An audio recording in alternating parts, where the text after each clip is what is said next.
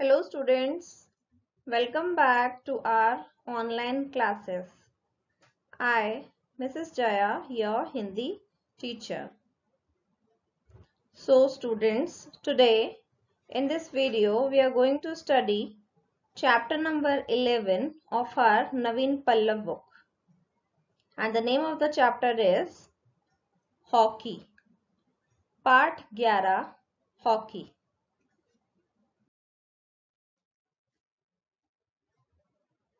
तो यह एक खेल है। हॉकी भारत का सर्वप्रिय और राष्ट्रीय खेल है। निबंध में हॉकी के इतिहास और भारतीय हॉकी की विशेषताओं के बारे में बताया गया है।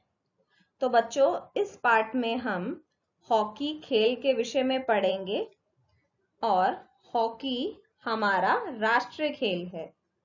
और इस पाठ में हम हॉकी के इतिहास और भारतीय हॉकी की विशेषताओं के बारे में पढ़ेंगे। तो आइए शुरुआत करते हैं।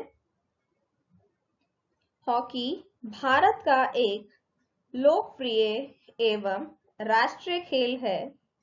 जिस प्रकार यह खेल पिछले कई दशकों से देश में खेला जा रहा है, उससे यह प्रतीत होता है कि यह खेल भारतीय है।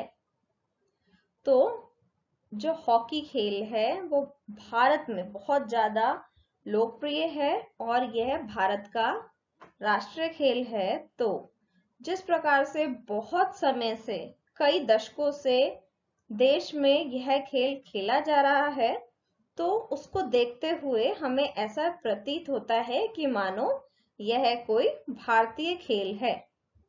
लेकिन वास्तविकता यह है कि भारतवर्ष में हॉकी को अंग्रेजों ने शुरू किया था।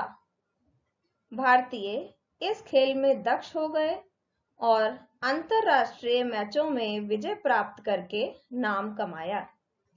हालांकि क्योंकि यह खेल बहुत समय से हमारे देश में खेला जा रहा है और यह हमारा राष्ट्रीय खेल है, लेकिन असल में होता है क्या, वास्तविकता में यह खेल हॉकी को अंग्रेजों ने शुरू किया था और खेलते खेलते इस खेल को भारतीय लोगों ने इतना ज्यादा खेला कि वो उसमें दक्ष हो गए, यानी वो बहुत अच्छे तरीके से हॉकी के खेल को खेल सकते थे और उन्होंने काफी सारे अंतरराष्ट्रीय मैच में भी विजय हासिल करके अपना नाम रोशन किया था। बहुत पहले ईरान के लोग बल्लों से एक खेल खेला करते थे। यह खेल हॉकी से मिलता था। तो बहुत समय पहले की बात है कि ईरान में कुछ लोग बल्लों से खेल खेला करते थे और यह खेल बिल्कुल ऐसा लगता था जैसे कि हॉकी खेली जा रही हो, किंतु वह खेल हॉकी की तरह बढ़िया नहीं था। ईरानियों से यह खेल यूनानियों ने सीखा और उसे रोम तक पहुंचाया। लेकिन असल में वो जो खेल था, जो ईरानी लोग खेलते थे, वो हॉकी की तरह ज्यादा दिलचस्प नहीं था। ठीक है, और ईरानियों ने इस खेल को यूनानियों से सीखा था और फिर यह खेल रोम तक पहुंच गया था। वर्ष 1921 में एथेंस में हुई खोज के आधार पर इस बात की पुष्टि हुई कि यूरोप में यह खेल पूर्व से ही पहुंचा, किंतु आधुनिक हॉकी से मिलता जुलता खेल पहली बार इंग्लैंड में ही खेला गया। तो 1921 में एथेंस में एक खोज की गई जिसने इस बात की पुष्टि की कि यूरोप में यह खेल पूर्व से आया है। और लेकिन आधुनिक हॉकी, जो आजकल के टाइम में हम लोग जो हॉकी खेलते हैं, उससे मिलता जुलता खेल पहली बार इंग्लैंड में ही खेला गया था। उस समय यदि 14 मीटर से ज्यादा की दूरी से गोल किया जाता तो उसे गोल नहीं माना जाता था। और उस समय में जो हॉकी खेली जाती थी, तो अगर 14 मीटर से ज्यादा दूरी से गोल किया जाता था तो उसको गोल नहीं माना जाता था। किंतु तब तक गोल वृत्त नहीं बनाया जाता था। गोल वृत्त का मतलब है जो गोल करने के लिए गोला बनाया जाता है। ठीक है, तो उस समय जब यह खेल खेला जाता था तब गोल डालने के लिए वो गोल नहीं बनाया गया था। जिस प्रकार की हॉकी अब खेली जा रही है उसका जन्म 1886 में तब हुआ जब हॉकी एसोसिएशन की स्थापना हुई। और जो आज के समय में हम लोग खेल हॉकी का खेलते हैं उसका जन्म असल में कब हुआ? 1886 में। ठीक है, जब हॉकी एसोसिएशन की स्थापना हुई थी। इसके बाद इंग्लैंड और आयरलैंड के मध्य वर्ष 1895 में पहला अंतरराष्ट्रीय मैच खेला गया। और जब हॉकी खेल की स्थापना हो गई तो उसके बाद इंग्लैंड और आयरलैंड के बीच में 1895 में पहला अंतरराष्ट्रीय मैच, इंटरनेशनल मैच खेला गया था। हॉकी का खेल दो टीमों के मध्य खुले मैदान में खेला जाता है। प्रत्येक टीम में 11-11 खिलाड़ी होते हैं। तो ये जो हॉकी का खेल है ये कहाँ खेला जाता है? खुले मैदान में। ठीक है, और दोनों टीम, एक एक टीम में 11-11 खिलाड़ी होते हैं। प्रत्येक टीम गोल करने का प्रयत्न करती है और दोनों टीमों का मकसद क्या होता है इस खेल को खेलते हुए? कि उन्हें ज्यादा से ज्यादा गोल करने हैं। हॉकी का मैदान 92 मीटर लंबा और 52 से 56 मीटर चौड़ा होता है।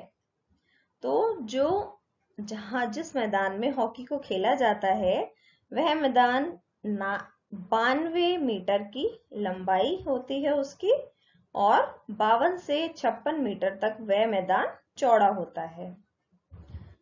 और इसके अलावा हॉकी के खेल में कुछ और भी चीजों का प्रयोग किया जाता है, जैसे कि गेंद, हॉकी, चुस्त ड्रेस, हल्के मजबूत और सही माप के कैनवस के जूते, झंडियां, गोल के खंबे, तख्ते तथा गोल की जालियां आदि चीज काम आती हैं। तो बेटा ये सब चीजें हैं जो कि हॉकी का खेल जब खेला जाता है इन सब चीजों का प्रयोग होता है। हॉकी का खिलाड़ी स्वस्थ तथा मजबूत होना चाहिए। उसमें इतनी शक्ति होनी चाहिए कि वह 2-3 घंटे सक्रियता तथा एकाग्रता से खेल सके और तेजी से दौड़ सके। और जो भी व्यक्ति हॉकी के खेल को खेलने के लिए उसमें भाग लेता है तो वह खिलाड़ी स्वस्थ होना चाहिए। ठीक है, और अंदर से मजबूत होना चाहिए ताकि उसमें इतनी शक्ति हो कि वो 2-3 घंटे बहुत आसानी से बिना थके एकाग्रता के साथ खेल को खेल सके और तेजी से दौड़ सके। हॉकी के खिलाड़ी में फुर्तीलापन, तत्काल निर्णय लेने की शक्ति तथा सहिष्णुता होनी चाहिए। तो हॉकी का जो खिलाड़ी है उनमें ये सब खूबियां होनी जरूरी है, जैसे कि फुर्तीलापन और तत्काल यानी एकदम जब जरूरत है उसी समय निर्णय लेने की शक्ति और सहिष्णुता होनी चाहिए। और हॉकी के खेल में सहयोग तथा सद्भावना जरूरी है। अकेला खिलाड़ी कुछ नहीं कर सकता। और एक जरूरी बात है कि जब हॉकी का खेल खेला जाता है तो ऐसा जरूरी है कि खिलाड़ी एक दूसरे का सहयोग करें और सब में सद्भावना हो। ठीक है, और अगर ऐसा नहीं है तो अकेला खिलाड़ी इस खेल को नहीं जीत सकता। कुछ खिलाड़ी ड्रिबलिंग से दूसरे दर्शकों को मुग्ध कर देते हैं, किंतु यह अच्छा नहीं है। अब कुछ खिलाड़ी जो होते हैं वो ड्रिबलिंग में कुशल थे और वो दर्शकों को अपनी ओर आकर्षित करते थे, लेकिन यह अच्छी बात नहीं है। वर्ष 1908 में हॉकी को ओलंपिक खेलों में शामिल कर लिया गया। जैसे कि बहुत से खेल ओलंपिक गेम में शामिल होते हैं, ठीक उसी प्रकार 1908 में हॉकी को भी एक ओलंपिक गेम में शामिल कर लिया था। उस वर्ष जो अंतरराष्ट्रीय प्रतियोगिता हुई उसमें केवल England, Scotland, Wales, Ireland, Germany तथा फ्रांस ने भाग लिया।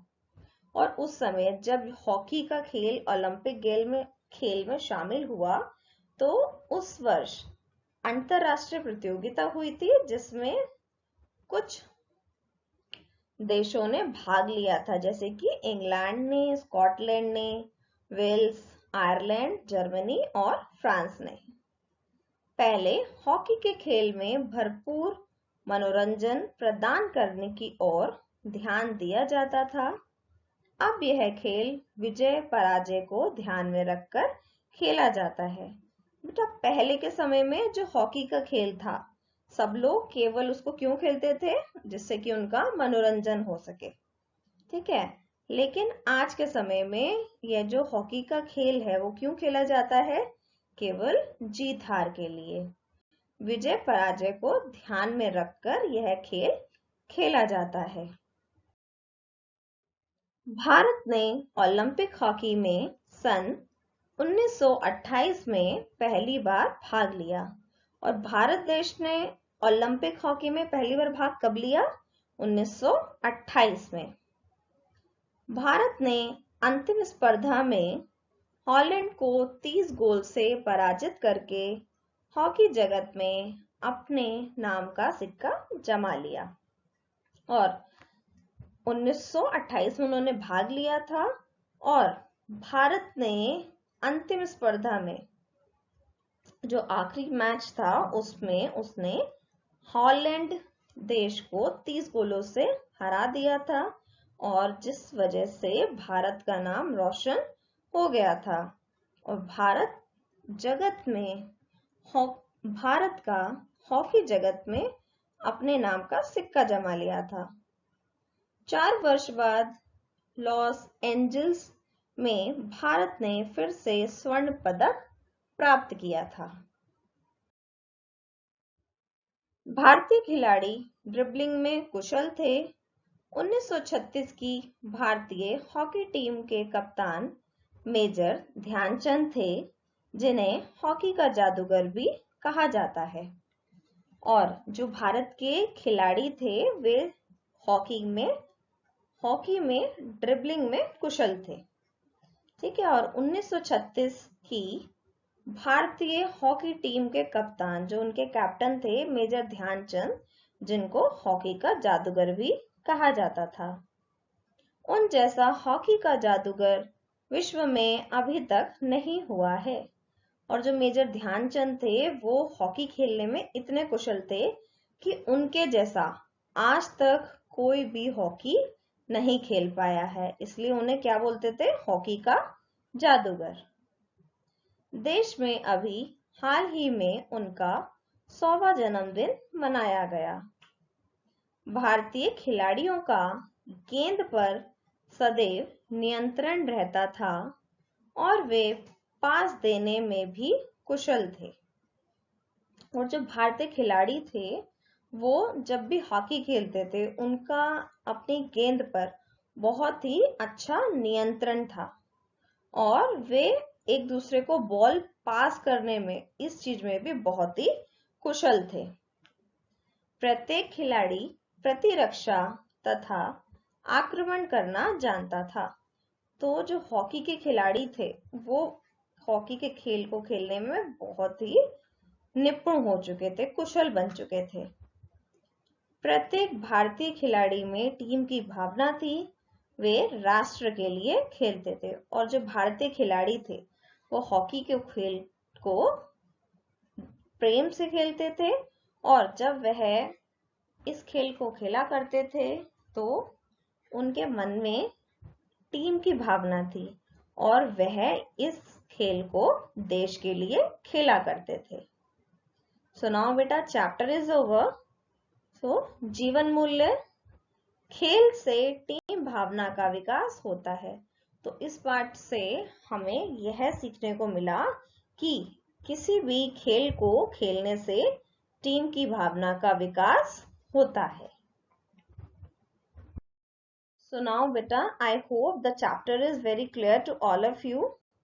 So your homework is read the chapter once again. Thank you all.